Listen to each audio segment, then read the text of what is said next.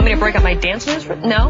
Later? Oh, we're on? Hi, welcome back to the most news in the morning. Rapper Jay-Z and Speaker Nancy Pelosi sounds like a strange couple, right? Don't worry, Beyonce. The two are joining forces for something called the Hip Hop Caucus. Congressional correspondent Brianna Keeler is live in D.C. to tell us what it's all about. I will tell you this, I cannot dance, and I wouldn't try, but you know how it goes sometimes when people who shouldn't be dancing, try to break out the moves? Yeah, not so pretty, although I would want to see your moves, Kieran. I think you could do it well.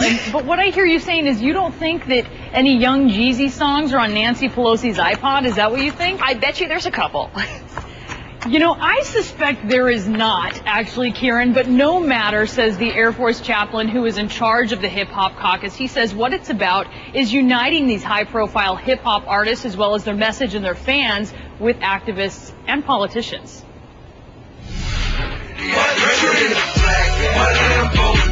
Hip-hop meets politics in Young Jeezy's hit song and on Capitol Hill. You are at the table, you are on the menu. There is no in between. Reverend Lennox Yearwood heads up the nonprofit Hip Hop Caucus, an advocacy group for young people of color in poor urban communities. And this day, House Speaker Nancy Pelosi has given him a seat at her table. Thank you very much. The Rev, as he's called, is pushing the Hip Hop Caucus's top issue, Green the Block, creating new green jobs while saving the environment. So we can have people who are in urban communities, they can get back to work. They can now start retrofitting homes and weatherizing roofs and putting up solar panels. The caucus also registers young voters, trying to engage them in the political process with a little help from high-profile recording artists like Jay-Z, T.I., and Keisha Cole. Yearwood says it's working. They asked me, what's a filibuster, Rev? What's going on? So who is Nancy Pelosi? Why does Biden talk much? Rev wants to build on that political curiosity, born of an historic election. He knows young voters can be fickle, but believes this time they'll stick around. There's no stopping us now. We say hip-hop, can't stop, won't stop.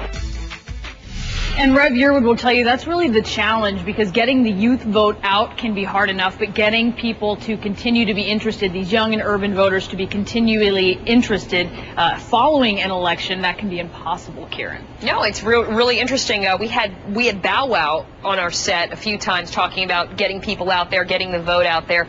He goes just by Bow Wow now, but I asked him, it's going to be challenging. Right now it's so exciting with this historic presidential race, but how do you keep the interest up, especially in some of the midterm elections?